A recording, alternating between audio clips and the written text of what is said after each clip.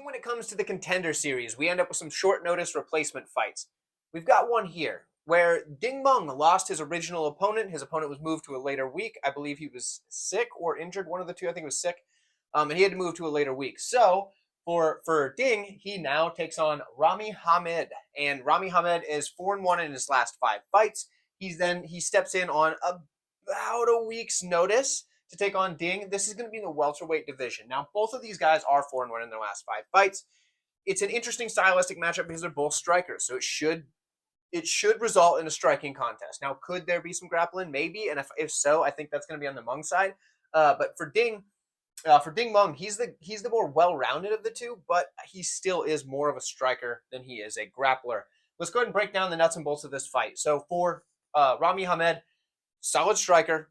His kicks are his best weapon. In fact, his kicks are pretty much his game plan, right? Guy's got very good kicks, but he's got a variety of kicks as well. He can snap kicks up the middle, come around the outside with the roundhouse style. His leg kicks are definitely his best weapon. In fact, his last 2 fights were finishes via leg kick. And the way these kicks land, you can definitely tell that they're causing some serious problems for the opponents. He's very fast with his kicks. He's very powerful with his kicks, and he can kick from either leg without having to do a switch or anything like that. And I think a lot of that's because he has that really bladed off kind of karate style stance, which helps him with his movement, but it does result in low hands, and that is a problem. Also, with the low hands, he also really his punches are just very much like a backup plan. He doesn't use punches unless the kicks aren't landing or if somebody has already crashed the pocket and he has to use a punch as a counter. That's about it, because Hamed wants to use his kicks pretty much entirely. The biggest drawback for him is we haven't really seen a ton of grappling lately, and the times we have seen it, he has been outmatched in the grappling. Thankfully for him, I do think Ding wants to keep this on the feet as well. But when we look at Ding Meng, he's a solid striker with a ton of power. This dude has 27 KO wins out of his 34 total victories. It's safe to say the guy hits pretty hard. He can also kick very well, and he can do that with either leg, and he has a variety of kicks as well. I would say they're not quite as fast and powerful as Hamed, but that does not mean that they're not deadly. It's just one guy is exclusively a kicker, or almost exclusively, where the other guy is a little bit more well-rounded in the stance, or in his setups and everything. So for Ding Meng, he likes to keep that high guard, just up like so. He'll throw a lot of feints, and then kind of move forward and land his shots as he's feinting his way into the pocket or into range. He does have decent grappling as well.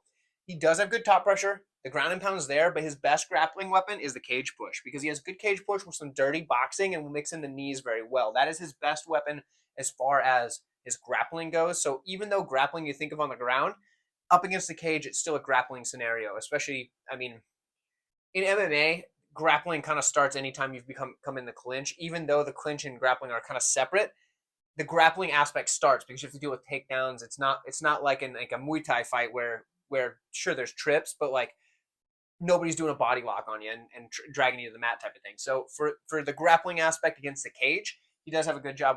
Does do a good job with that dirty boxing.